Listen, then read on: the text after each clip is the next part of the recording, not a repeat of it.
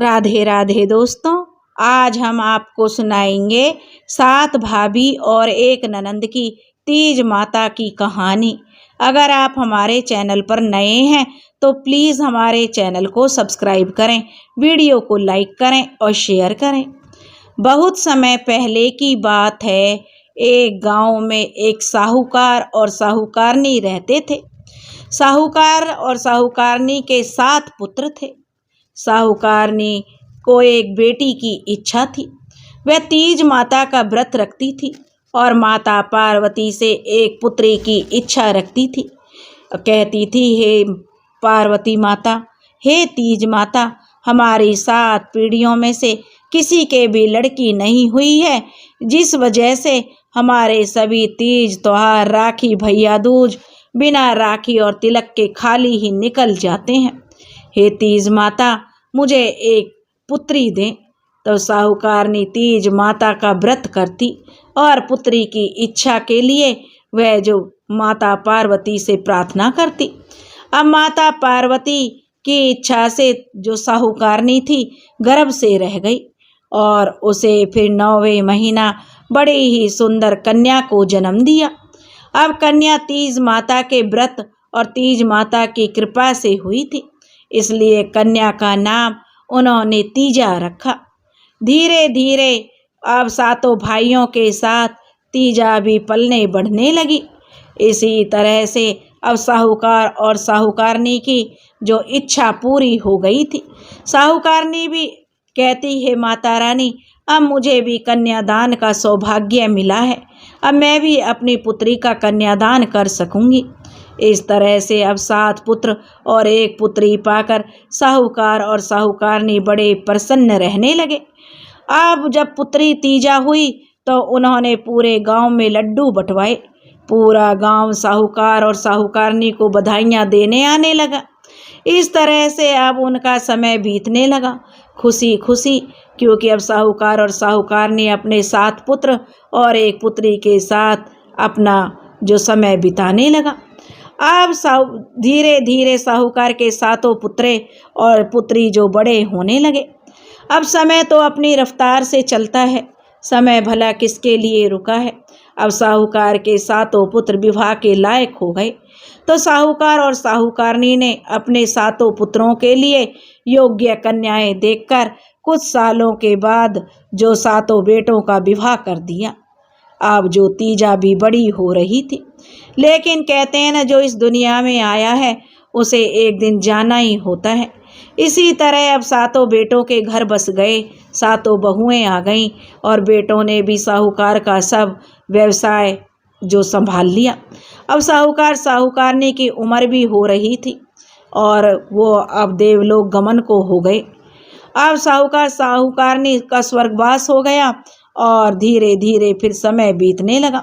अब तीजा भी जो भाइयों और भाभियों के बीच में पलकर बड़ी हो रही थी और विवाह के लायक हो गई। 7 भाइयों ने अपनी बहन तीजा का विवाह बहुत ही धूमधाम से कर दिया। विवाह के बाद जब सावन आया तो ससुराल वाले बहू को मायके छोड़कर यह कहकर कि पहले सावन में बहू को जो ससुराल में नहीं रहती है, पहले सावन में मायके में ही रहती है, तो ससुराल में रहती है तो सास बहुओं में लड़ाइयाँ होती हैं। इसलिए पुराने ज़माने में यही रीत मानी जाती थी कि पहला सावन बहू अपने मायके में रहती थी। तब तीजा 1 महीने के लिए सावन में अपने मायके आ गई। तीजा बाई अब अपनी सहेलियों के साथ रोज बागों में झूला झूलने जाती और खरीदारी करने जाती, झूला चक्री झूलती, हरी हरी चूड़ियाँ पहनती, मेहंदी लगाती। इस तरह से धीरे धीरे समय बीत रहा था और तीजा बाई सावन के महीने में खुशी खुशी अपने दिन बिताने लगी। फिर एक दिन सावन के महीने में हरियाली तीज आई तो 7 भाभियों ने के लिए उनके पति उनके लिए लहरिया, घेवर और सुहाग की पिटारी लेकर आए। लेकिन तीजा बाई की ससुराल से ना तो लहरिया आया और ना ही घेवर आया और ना ही सुहाग की पिटारी आई। जब तीज वाले दिन 7 भाभियाँ अपना अपना लहरिया ओढ़कर पहनकर 16 श्रृंगार करके तीज माता की पूजा करके घर आई तो ननंद तीजाबाई अपनी भाभियों से बोली कि भाभियों, मेरे ससुराल से ना तो लहरिया आया है, ना ही घेवर आया है और ना ही सुहाग का कोई सामान आया है। भाभी, अब मैं क्या पहनकर तीज माता की पूजा करने जाऊं? तब भाभियां कुछ नहीं बोली। तब तीजाबाई ने अपनी सभी भाभियों से जो उनका लहरिया पहनने के लिए मांगा तो बड़ी 6 भाभियों ने जो अपना लहरिया देने से मना कर दिया और वे अपने अपने कमरों में चली गईं। तब जो सबसे छोटी 7वीं भाभी थी तो अपनी ननंद से कहने लगी, बाईसा, मैं एक जो शर्त पर अपना लहरिया तुम्हें ओढ़ने के लिए दे दूंगी। जब आप मुझे यह वचन दोगी तभी मैं आपको अपना लहरिया दूंगी। अब तीजा कहने लगी कि ठीक है भाभी, आप मुझे जैसा कहोगी मैं वैसा ही करूंगी। आप मेरे लिए लहरिया दे दो, जैसा आप मुझे दोगी तो मैं वैसा ही लौटा दूंगी। अब छोटी भाभी ने जो शर्त रखी कि देखो तीजाबाई, ननंद बाईसा, मैं आपको जो अपना लहरिया दे रही हूँ, लेकिन जैसा दे रही हूँ वैसा ही मुझे लौटाओगी। अगर थोड़ा भी उसमें दाग धब्बा दिखाई दिया तो लहरिया का या रंग उतरा दिखाई दिया या कहीं से भी कटा फिटा दिखाई दिया तो मैं आपके खून से ही अपने लहरिया को रंगवाऊंगी। तब ननंद जो तीजाबाई ने कहा कि भाभी, आप चिंता मत करो, मैं आपके लहरिया का पूरा ध्यान रखूंगी। उसके बाद ननंद तीजाबाई ने 7वीं भाभी का लहरिया पहनकर 16 श्रृंगार किया और अपनी सहेलियों के साथ तीज माता का पूजन करने चली गई। पूजा करते समय अब जो लहरिया पर कई निशान लग गए, कहीं रोली का छींटा लगा तो कहीं मेहंदी का हाथ लग गया तो कहीं घेवर की चाशनी गिर गई और जहाँ वे पूजा कर रही थी वहाँ एक बेरी के पेड़ की झाड़ थी, उसमें लहरिया उलझ गया तो 1-2 जगह से लहरिया फट गया। तब ननंद तीजाबाई घर आ रही थी तो बारिश शुरू हो गई और बारिश में लहरिया भी भीग गया और उसका रंग भी निकल गया। जब तीजाबाई ने देखा तो वह डरते डरते घर आई और लहरिया को सुखाकर फटी जगह से उसे सील दिया और अच्छे से समेटकर भाभी के कमरे में ले जाकर रखाई और थोड़ी डर कर कि कहीं भाभी गुस्सा ना हो जाए। थोड़ी देर बाद जब 7वीं भाभी ने खुद के लहरिया को देखा तो वह लहरिया को देखकर बहुत नाराज हुई। शाम को जब उसका पति काम से घर लौटा और अपनी पत्नी को कमरे में अंधेरा करके सोने का कारण पूछा तो पत्नी ने क्रोधित होते हुए अपने पति से पूरी बात बताई और कहा कि आपकी बहन ने मेरे लहरिया को खराब किया है और अब तो मैं इस चारपाई से तभी उठूंगी जब आप अपनी बहन को मारकर उसके खून से मेरे लहरिया को रंग कर नहीं ला देते। जब तक आप मेरे लहरिया को रंग कर नहीं लाएंगे तब तक मैं अन्न जल भी ग्रहण नहीं करूंगी। अब 7वीं भाभी जिद पकड़कर अनशन पार्टी लेकर लेट गई। पति ने अपनी पत्नी को बहुत समझाया कि भाग्यवान, वह हमारी एक ही लाडली बहन है, हमारे माता पिता की चहेती है और हमारे 7 पीढ़ियों से पहले किसी को भी जो लड़की नहीं हुई। हमारी 7 पीढ़ियों में पहली बार तीज माता की कृपा से तीजा का जन्म हुआ है। अभी तो हमारे माँ बाबूजी ने उसका नाम तीजा रखा था कि वह साक्षात पार्वती का प्रसाद थी। मेरी माँ तीज माता का व्रत रखती थी, तभी हमारे घर में कन्या का जन्म हुआ था। अब छोटे भाई ने अपनी पत्नी को बहुत समझाया कि वह उनकी इकलौती लाडली बहन है, लेकिन उसकी पत्नी जिद पर अड़ गई और कहने लगी, नहीं, मुझे तो उसके खून में ही लहरिया रंगवाना है। 7वां भाई कहने लगा, रे भाग्यवान, इतना निष्ठुर मत बनो, ऐसा पाप मुझसे मत करवाओ कि मेरी अकेली बहन है, कुछ तो समझो। उसकी पत्नी नहीं मानी, जिद पर अड़ी रही और कह दिया, जब तक उसके खून से तुम चूनर नहीं रंगा कर लाओगे मेरे लहरिया को, तब तक मैं अन्न जल ग्रहण नहीं करूंगी, अपने प्राण त्याग दूंगी। अब आखिरकार पत्नी नहीं मानी उसकी जिद के आगे अब भाई को झुकना पड़ा। सातवां भाई अपने 6 बड़े भाई और भाभियों से छुपकर अपनी बहन को सोते हुए एक बोरी में डालकर रात्रि में ही जंगल में ले गया। वहाँ ले जाकर के अब भाई ने अपनी बहन की गर्दन काटी और उसके खून से अपनी पत्नी का लहरिया रंग लिया। फिर बहन की लाश को वहीं बोरे में झाड़ के नीचे गाड़ कर घर आ गया। सुबह जब 6 बड़े भाई और भाभियों ने पूछा कि तीजा बाई कहाँ है, सुबह से दिखाई नहीं दे रही है, तब सातवां भाई और भाभी बोले कि ना तीजा का मन नाना नानी के घर जाने का कर रहा था, तो हम उसे रात में ही वहाँ छोड़ कर आ गए हैं।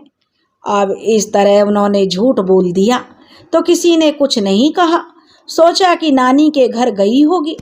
अब इस तरह से धीरे धीरे एक एक दिन बीतने लगा और सावन का पूरा महीना बीत गया। उधर तीजा की ससुराल में तीजा के ससुर ने सोचा कि अब बहू को घर बुला लेना चाहिए क्योंकि सावन का महीना बीत गया है। तो उन्होंने नाई को अपने घर बुलाया और कहा कि तुम हमारी बहू के मायके जाओ और वहाँ से उसे लिवा लाओ। पुराने जमाने में नाई और नायन ही जो जाया करते थे। तब नाई नई बहू के मायके की ओर चल पड़ा। बीच रास्ते में वही जंगल आया जहाँ भाई ने बहन को गाड़ दिया था। तभी गर्मी का समय था। तभी नाई थक गया था और वह उसी बेरी के झाड़ के पास थोड़ी देर के लिए बैठ गया ताकि वह आराम कर ले, सुस्ता सके, क्योंकि चलते चलते नाई थक गया था। क्योंकि पहले पैदल चलने का रास्ता था, इसलिए नाई ने सोचा कि थोड़ी देर वह आराम करेगा, फिर आगे का सफ़र तय करेगा। जब नाई आराम कर रहा था तभी नाई की नज़र उस बेड़ी के झाड़ पर पड़ी जिस पर बहुत ही मीठे मीठे बेर लगे हुए थे। जैसे ही नाई ने बेर तोड़ने लगा तभी उसमें से आवाज़ आई, नाई नाई मेरे बेर मत तोड़ो, भाई ने पाप किया, मेरी गर्दन काटी, भाभी का लहरिया मेरे खून से रंगाई। तो नाई तो यह सुनकर डर गया और सीधा नई बहू के मायके ही जाकर रुका।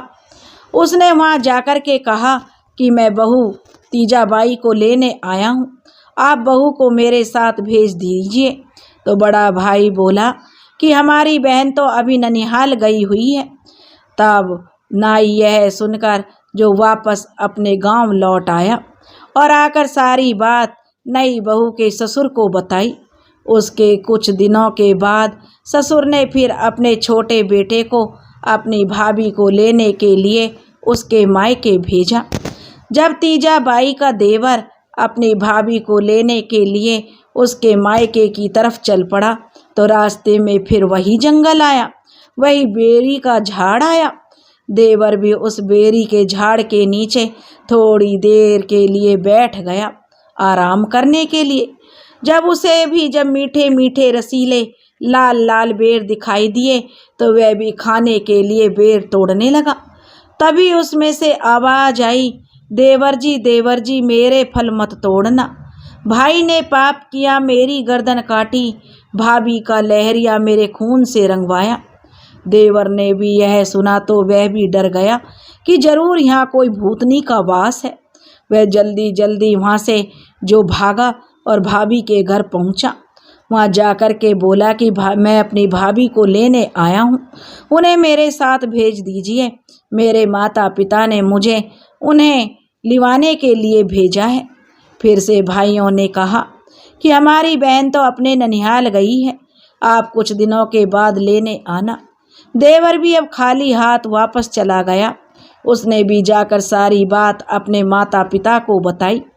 उसके बाद तीजाबाई के ससुर ने जो अपने दामाद यानी तीजाबाई के नंदोई से कहा, वह भी वहाँ आया हुआ था।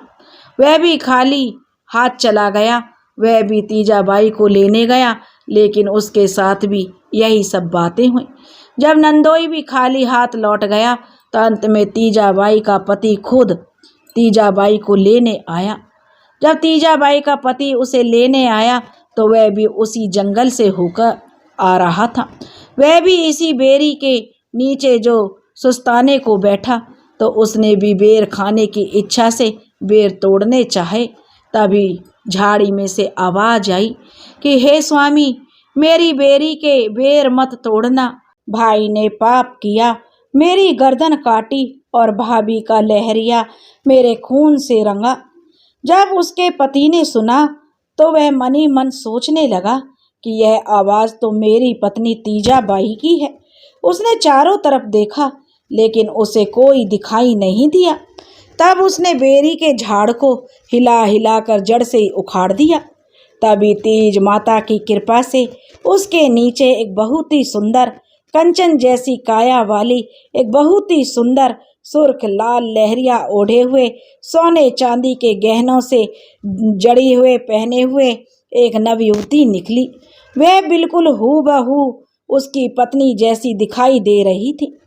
तब तीजाबाई के पति ने पूछा कि तुम यहाँ जो खड्डे में क्यों हो और कैसे आई हो? तब तीजाबाई ने अपने पति को पूरी बात बताई कि आपने तीज के दिन मेरे लिए लहरिया, घेवर और सुहाग का सामान नहीं भेजा, तो मैंने अपनी भाभियों से उनका लहरिया तीज माता का पूजन करने के लिए थोड़ी देर के लिए पहनने को मांगा। तो 6 बड़ी भाभियों ने तो साफ ही इनकार कर दिया, लेकिन 7वीं भाभी ने मेरे साथ एक शर्त रख दी और मेरी 7वीं भाभी बोली कि बाईसा, अगर मेरा लहरिया खराब हुआ तो मैं तुम्हारे खून से ही लहरिया रंगवाऊंगी। तो मुझे भाभी का लहरिया मुझसे खराब हो गया, तो भाभी ने जो कहने पर भाई ने मुझे यहाँ लाकर मेरी गर्दन काटी, मेरे खून से भाभी के लहरिया को रंग कर जो मुझे यहाँ गाड़ दिया। पूरी सच्चाई मालूम होने के बाद जो तीजाबाई के पति ने अपनी पत्नी से तीज वाले दिन लहरिया और सामान न भेजने पर माफ़ी मांगी।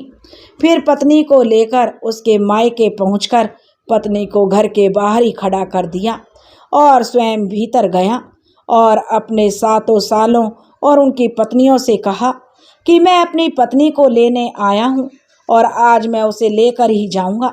आपने पूरा 1 साल लगा दिया कि थोड़े दिन बाद आकर ले जाना। अब तो आप मुझे सच्चाई बताइए कि मेरी पत्नी कहाँ है, नहीं तो मैं राजा जी के पास जाकर फरियाद करूँगा। अब राजा जी ही फैसला करेंगे। यह सुनकर 7वां भाई और भाभी डर गए। उनके धैर्य का बांध अब टूट गया और वह रोने लगे और रोते रोते उन्होंने पूरी सच्चाई बताई और अपनी गलती की माफ़ी मांगी। जब 6 बड़े भाई और भाभियों को इस बात का पता चला तो वह भी उन्हें बहुत ही बुरा भला कहने लगे। तभी जो उनकी बहन तीजाबाई जो घर के बाहर खड़ी थी, वह घर के अंदर आई और बोली कि भैया, मेरी जान तो तीज माता ने बचाई है। फिर भी वह अपने भाई और भाभियों से बोली कि कभी भी अगर ननद से कोई गलती हो जाए अनजाने में या जानबूझकर भी, तो उसे इतनी कठोर सजा मत देना और किसी भी सुहागन को उसके ससुराल वाले तीज के दिन लहरिया, घेवर और सुहाग की पिटारी जरूर भिजवाना। और ऐसे में अगर कोई भी सुहागन महिला कभी भी किसी का लहरिया पहनकर तीज माता का पूजन ना करे। तीज माता जैसे आपने 7 भाइयों की बहन की रक्षा करी, ऐसे ही जो यह कहानी सुन रहे हैं और जो यह कहानी कह रहे हैं उनकी भी रक्षा करना। सभी बहनों के भाइयों की रक्षा करना, सभी भाइयों की बहनों की रक्षा करना और सबके घर में अन्न धन के भंडार भरना। हे तीज माता, सब पर अपनी कृपा करना। बोलो माता पार्वती की जय, बोलो तीज माता की जय। दोस्तों, अगर आपको यह कहानी पसंद आई हो तो प्लीज़ हमारे चैनल को सब्सक्राइब करें, वीडियो को लाइक करें और शेयर करें। राधे राधे।